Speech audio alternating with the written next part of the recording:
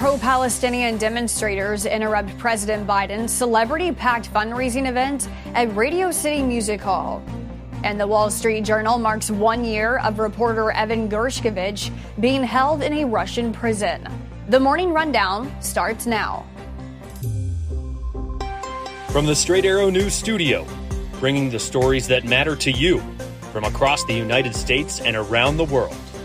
This is the Morning Rundown.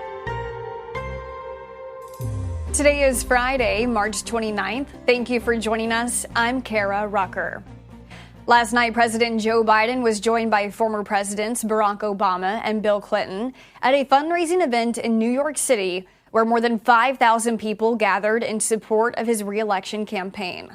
But other voices were also heard as the event was interrupted several times by pro-Palestinian protesters upset over Biden's handling of the war in Gaza. According to Biden's campaign, the sold-out event was the largest fundraiser in history, raising $25 million, with some supporters paying up to $500,000 for perks, including a photo op with the three presidents by renowned photographer Annie Leibovitz. The night included appearances by several celebrities, including Mindy Kaling, Stephen Colbert, Lizzo, and Queen Latifah. The event taking on a humorous tone at times, with three presidents donning aviator sunglasses to end the night in a nod to Biden's signature look.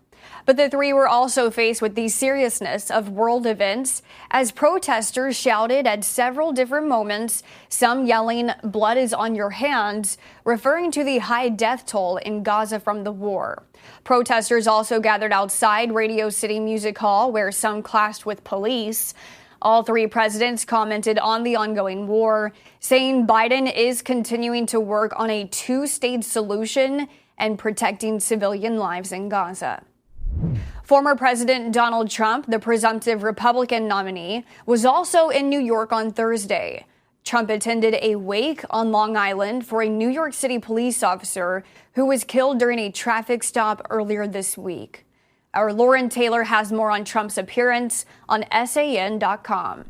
Today marks 1 year since Wall Street Journal reporter Evan Gershkovich was taken prisoner in Russia, detained on allegations of espionage, charges the reporter, the newspaper, and the U.S. government all deny. The Journal making sure Gershkovich is not forgotten, leaving a large blank space on today's front page with the headline reading, "His story should be here, a year in Russian prison, a year of stolen stories, stolen joys, stolen memories, the crime, journalism." The Journal's editor-in-chief, Emma Tucker, writing a letter in today's edition saying, "Evan has shown remarkable willpower, strength, and even humor during his wrongful detention. We are amazed at his and his family's steadfastness in the face of such a harrowing ordeal. But their fortitude doesn't change the fact that Evan's detention is a blatant attack on the rights of the free press at a time when evidence abounds around the globe of the vital role that quality journalism plays in our society's understanding of world events and in bearing witness to history."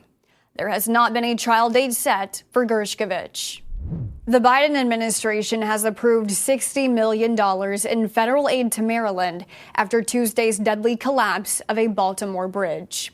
Immediately following the cargo ship's deadly collision, President Biden committed to a rapid rebuild of the bridge, which is critical to the Port of Baltimore and the regional economy.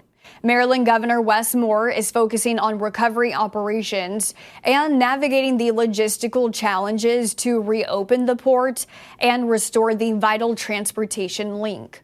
Moore says the U.S. Army Corps of Engineers is bringing in the Eastern Seaboard's largest crane to help remove the wreckage. The emergency relief fund will cover debris removal, detour setup, emergency repair, and reconstruction efforts. An 8-year-old child was the only survivor of a bus crash that killed 45 people in South Africa on Thursday. Authorities say the bus was carrying worshipers heading to an Easter festival when it veered off a bridge on a mountain pass, the bus plunging into a ravine before bursting into flames. The child was taken to the hospital where he was receiving treatment for serious injuries. Authorities say it appears the driver lost control of the bus. Search operations for the victims are ongoing. The U.S. House of Representatives is set to send 2 impeachment articles against Homeland Security Secretary Alejandro Mayorkas to the Senate on April 10th. In a letter to Senate Majority Leader Chuck Schumer, House Speaker Mike Johnson and others called on Schumer to schedule a trial expeditiously.